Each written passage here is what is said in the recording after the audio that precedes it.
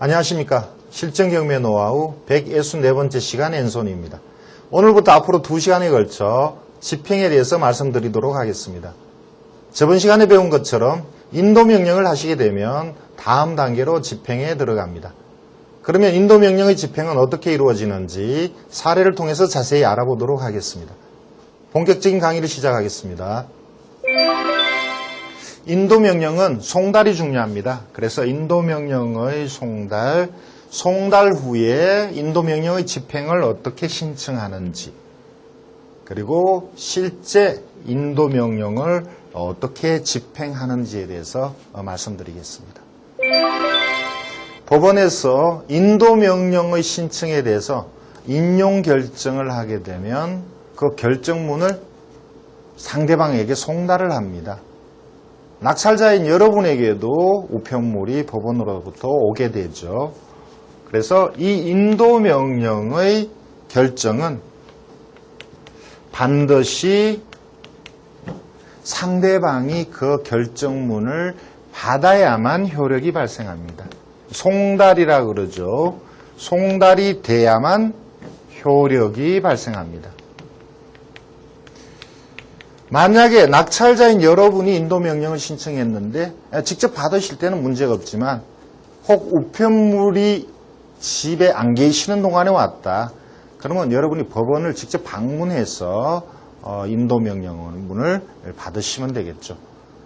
아니면 인터넷에 들어가면 인용 결정됐다라는 내용이 나옵니다. 그러면 여러분이 법원을 방문하셔도 되겠습니다.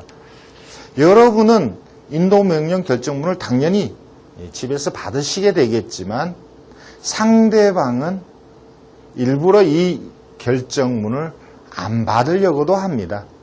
또는 주소가 정확하지 않거나 실제 거기 안 살아서 못 받을 때도 있겠죠.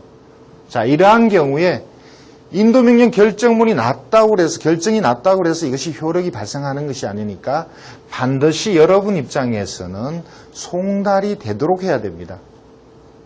그렇다면 정확한 주소를 다시 주소를 보정한다거나 아니면 일부러 받지 않을 때는 특별한 방법으로 송달을 해야 되겠죠. 그것이 휴일이나 야간 송달 이런 것들이 있죠. 법원에 신청을 해야 합니다. 휴일이나 야간 송달에도 되지 않을 때는 특별 송달하는 것이 있습니다. 집행문을 여러분들이 받은 다음에 이것을 집행관에게 건네주고 집행관이 상대방에게 직접 이 결정문을 전달하는 거죠. 그것이 특별 송달입니다. 상대방이 집에 있을 때쯤 방문해서 상대방을 확인하고 그냥 건네만 주면 되는 것이 특별 송달이죠. 이렇게 해도 송달이 안 될 때가 있습니다. 완전히 사람이 행방불명이 됐다. 이런 경우가 있을 수 있습니다. 그때는 어쩔 수 없이 공시송달을 해야 됩니다. 이러한 절차를 거쳐서 공시송달을 해야 되는데 이 공시송달이 만만치가 않죠. 2-3달의 시간이 걸립니다. 그래서 상대방이 보통 임차인 같으면 배당을 받으니까 이 인도명령 결정문을 피할 이유가 없습니다. 배당받고 나가게 되니까 문제가 안 될 텐데 채무자가 인도명령의 대상이고 그 채무자가 이 집에 살지 않을 때가 아주 문제가 되죠. 그것은 이 공시송달을 해야 되기 때문이고 또 있습니다. 실제 송달이 됐다 하더라도 집행을 해야 되는데 그 짐을 누가 보관하느냐죠. 폐문부재라고 여러분은 집에 짐이 있고 사람이 없을 때는 이 공시송달과 집행한 짐을 보관해야 되는 문제가 아주 심각하기 때문에 아주 조심을 하셔야 되는데 그 폐문부재의 집행에 대해서는 다음에 따로 시간을 만들어서 말씀을 드리죠. 만약에 인도명령 결정이 났는데 점유가 이전되면 어떡하냐. 그러니까 인도명령 상대방이 바뀌어버린 거죠. 현장에 집행하러 가보니까 다른 사람이 있다. 그러면 승계 집행문을 부여받아서 다시 집행을 해야 합니다. 자, 그러면 인도명령을 여러분들이 송달받은 다음에 집행을 신청하는 방법을 말씀을 드리죠. 자, 집행 신청을 어떻게 하느냐. 법원의 판사가 비껴주라는 인도명령 결정이 나왔는데, 자, 그러한 인도명령의 결정에도 불구하고 채무자나 임차인이 비껴주지 않을 때가 있습니다. 많은 시간을 요구하거나 무리한 조건을 내세울 때가 있겠죠. 그럴 때는 여러분은 이제 더 이상 기다릴 수가 없습니다. 충분히 협의하고 설득했으니까 이제는 법의 힘을 빌릴 수밖에 없죠. 집행을 신청하는 것은 당연히 인도명령문이, 결정문이 나와야죠. 이 결정문이 있어야 하고요. 방금 말씀드렸던 상대방에게 송달이 돼야 합니다. 그래서 송달됐다는 정명이 있어야 합니다. 상대방이 인도명령 결정문을 받았다라는 증거죠. 그리고 집행문을 부여받습니다. 이것은 법원에서 해주죠. 여러분이 신청하면 법원에서 발급을 해줍니다. 이 세 가지를 갖추어서 집행관 사무실에 제출하면 됩니다. 그리고 집행을 신청하셔야 되겠죠.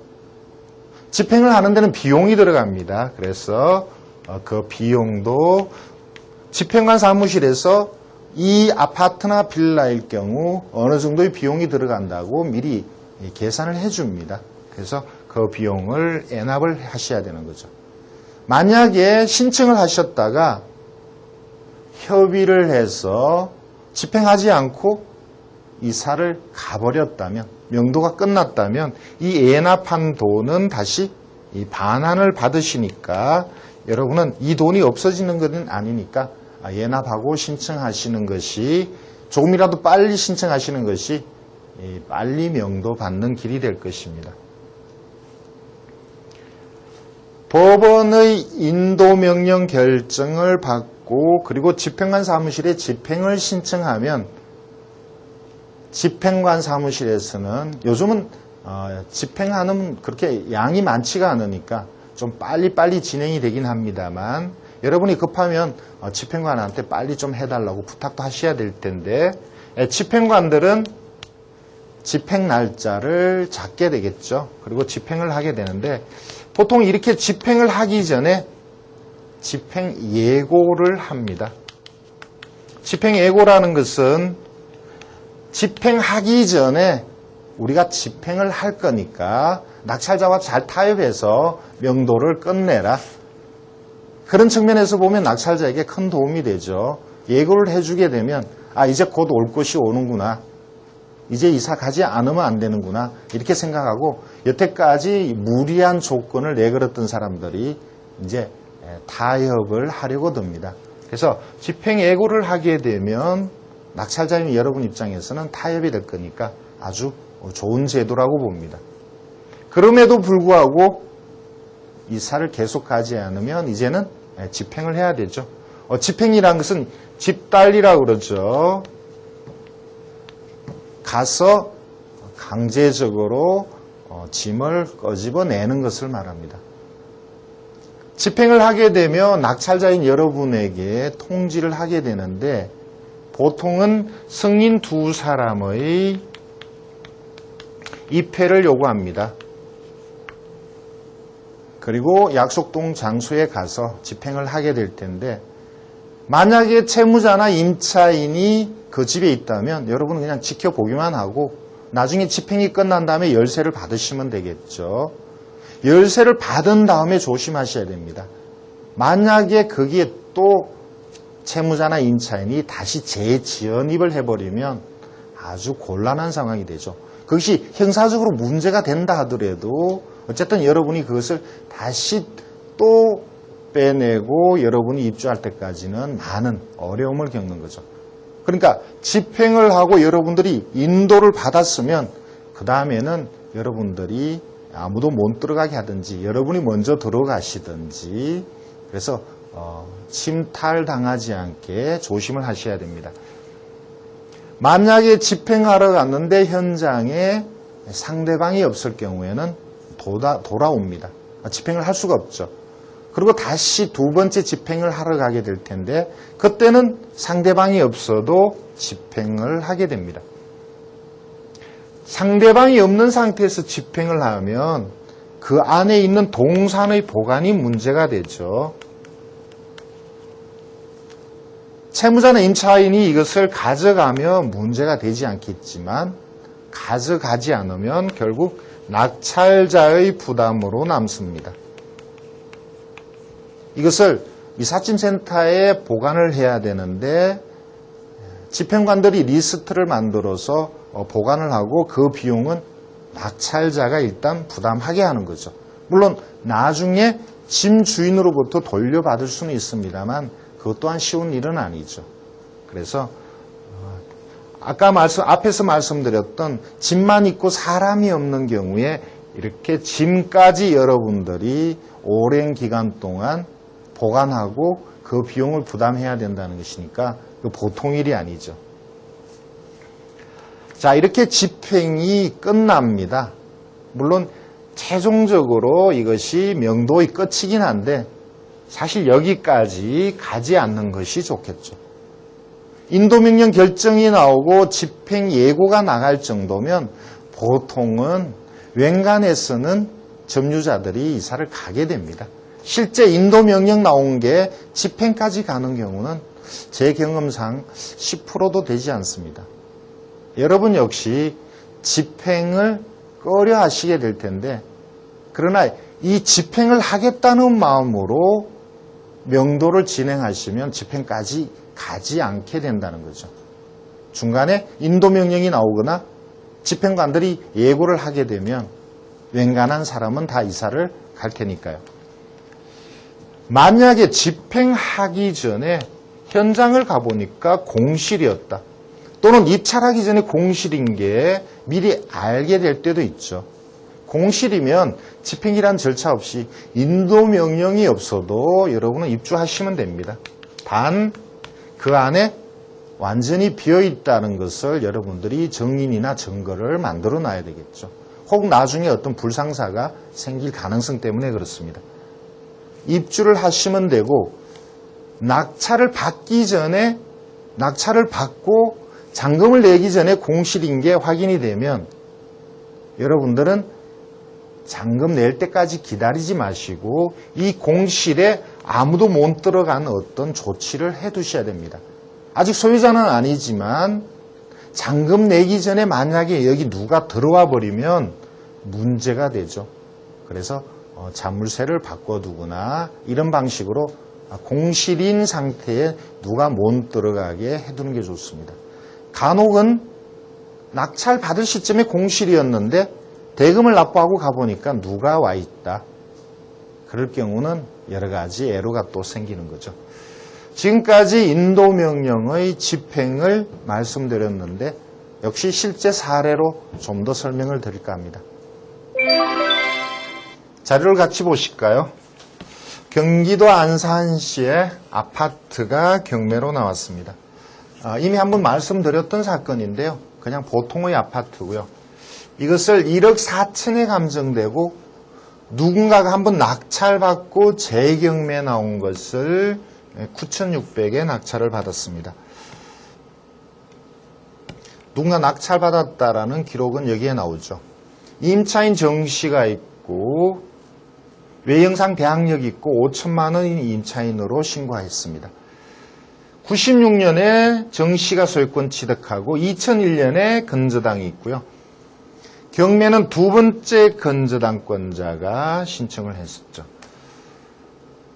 이 임차인 정씨와 채무자 정씨가 관련이 있는 것 같고 확정일자도 없고 그리고 오래전에 전입하였었고 두 번의 건저당이 있다.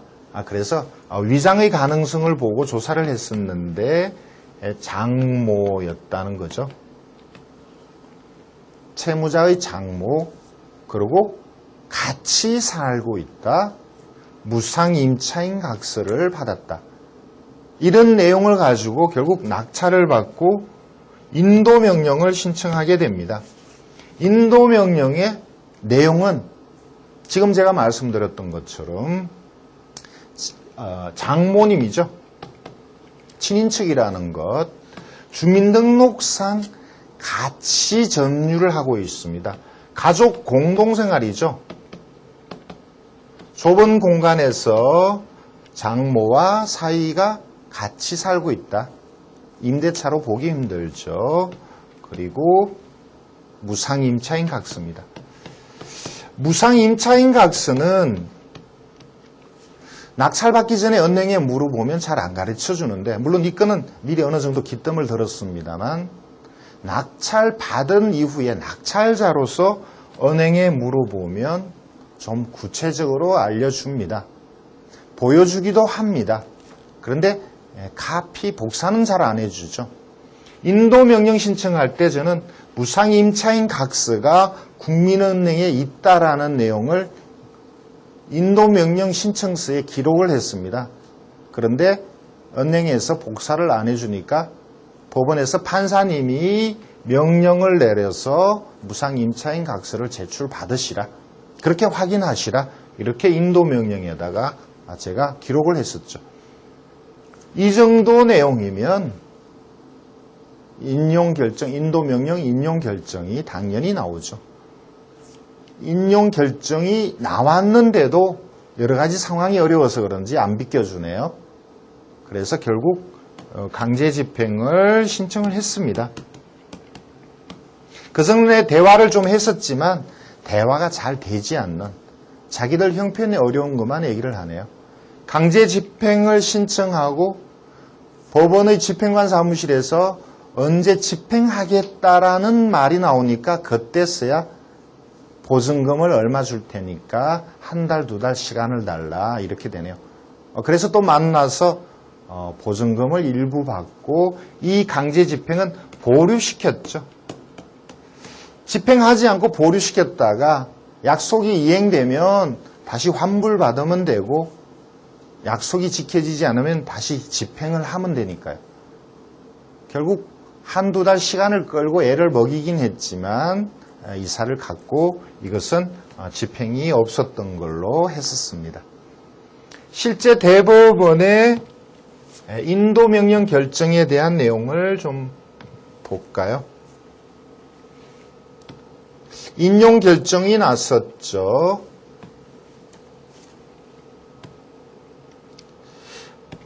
제가 주장한 것에 대한 심리도 하지 않았습니다. 보통의 임차인에 대해서는 법원에서 불러서 심리를 합니다.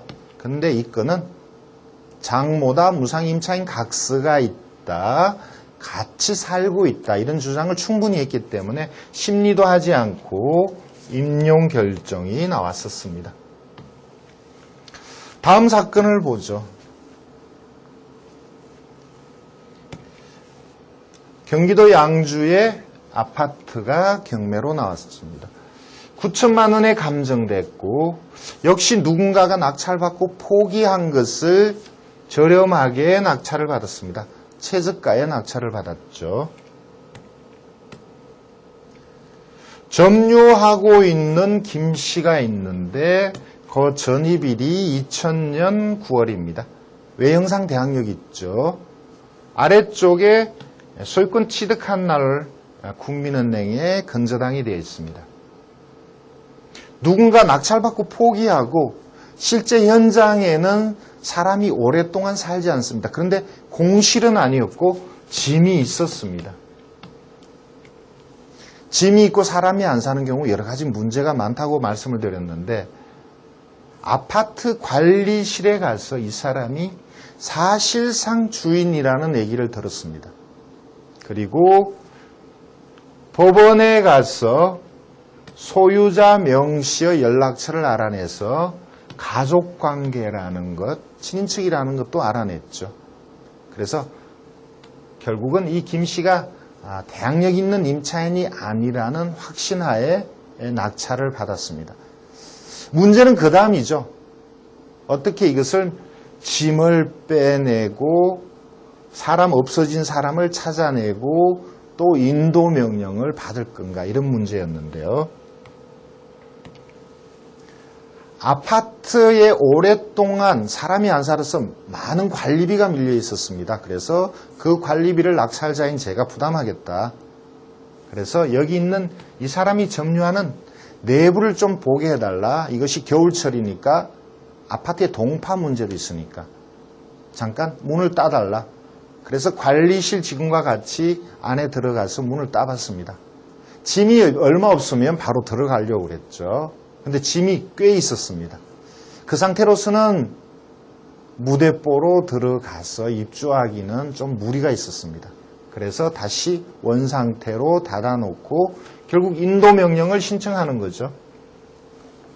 동네 통장님을 만나서 오랫동안 거주하지 않는다는 불거주 사실. 실제 친인척이라는 관계. 국민은행의 사전에 입찰 전에는 몰랐습니다만 낙찰받은 이후에 무상임차인 각서. 자, 이런 것을 주장해서 인도명령을 신청했고 결국 인도명령은 나왔습니다. 문제는 이 짐을 또 어떻게 처리하느냐 이거죠. 어렵게 김순희 씨의 남편 주 씨를 만났습니다. 많은 것을 요구하네요. 처음에는 1,000만 원의 이사비를 요구했는데 결국 200만 원 정도의 이사비를 지불하고 인도명령 집행하지는 않았죠. 실제 관리비 300만 원 정도, 이사비까지 하면 한 500만 원 정도의 비용이 들었습니다. 물론 저렴하게 낙찰을 받기는 했습니다만 이렇게 여러 가지 어려움이 따랐습니다. 처음부터 예상했던 거죠. 짐이 있고 사람이 없을 경우에는 오랫동안 애먹는다 이런 생각을 했었는데 의외로 생각보다는 좀 빨리 끝냈습니다. 인도명령 받고 집행하기 전에 주 씨를 만나서 이사비 200만 원을 지불하고 결국 이 집을 명도를 받았다는 거죠. 실제 이 사건에 인도명령 신청서입니다. 인용 결정이 났죠. 자, 다음 사건을 보겠습니다.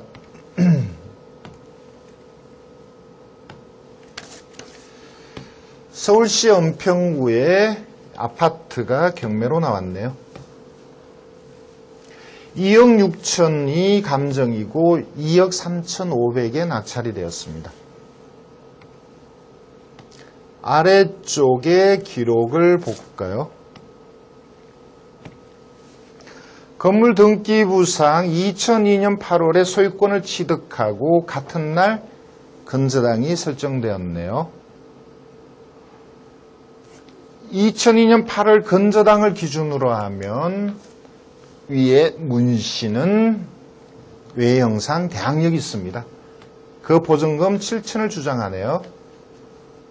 아래쪽에 있는 윤씨의 임차도 주장하고 있는데 조그만 공간에 두 사람의 임차인 그리고 두 사람 다 주거용 전부 못 쓴다는 주장을 하고 있습니다. 또 그 아래쪽에 보면 문씨는 집행관이 현황 조사할 때 무상 임차인이라고 이미 진술을 했었습니다. 실제 무상 임차인이니까 무상 임차인이라고 했겠죠. 진정한 임차인이 무상이라고 얘기하지는 않겠습니다. 이렇게 진술을 했는데 나중에 입장을 바꿔서 대항력 임차인으로 법원에 신고한 기록이죠. 매각물건 명세서를 잠깐 볼까요? 문 씨가 처음에는 무상을 주장하다가 나중에 권리신고는 이렇게 대항력을 주장하고 7천을 신고한 거죠. 그리고 좁은 공간에 두 사람이 권리신고를 했습니다. 정상적이지가 않죠. 이후에 낙찰자가 이 문 씨를 어떻게 명도를 했는지 그 내용을 같이 한번 보실까요?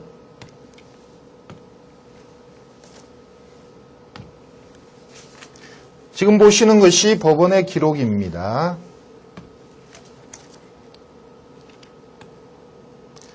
일단 인용 결정이 났다라는 내용이 보이시죠? 당연히 인용 결정이 나야 된다고 봅니다. 현황 조사상 무상 임차인이었고 법원에서는 인용 결정을 내렸습니다. 그런데 이 문 씨가 인도 명령 결정에 대해서 항고장을 제출했네요. 진정한 임차인이든 아니든 항고는 할 수가 있습니다. 항고를 하면 2심으로 가는 거고 대략 한 2달 정도가 걸리고 2심에도 지면 재항고 대법원까지도 갈 수 있죠. 그러면 대략 한 4, 5개월 시간을 보낼 수 있습니다.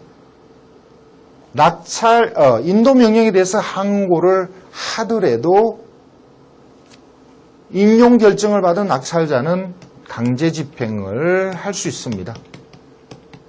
그런데 이 강제 집행마저 못하게 막으려면 이 위에처럼 집행정지를 신청해야 됩니다. 결국 집행정지까지 신청을 했네요. 다음 시간에 말씀드리겠습니다만 이렇게 집행정지까지 신청하면 법원의 입장에서 볼 때는 집행정지가 이유가 있다면 이것을 받아주는데 단 낙찰자인 소유자에게 피해가 가니까 현금 공탁을 하라고 명령을 내리죠. 그것이 이 공탁은 나중에 소송에서 항고에서 졌을 때 낙찰자가 입을 피해에 대한 담보입니다. 그동안에 예를 들어서 임대료를 청구하거나 법적 비용이 들어갔다면 이 현금 공탁한 돈을 감유해서 받아내는 쪽으로 해결을 해야 되겠죠. 인도 명령에 대한 항고에 대해서는 다음 시간에 좀 더 자세히 설명을 드리겠습니다. 다음 사건을 볼까요? 수원시의 다세대 빌라가 경매로 나왔습니다. 3,800짜리가 6,600에 낙찰됐고요. 아래쪽 사건은 제가 이미 한번 말씀을 드린 적이 있습니다.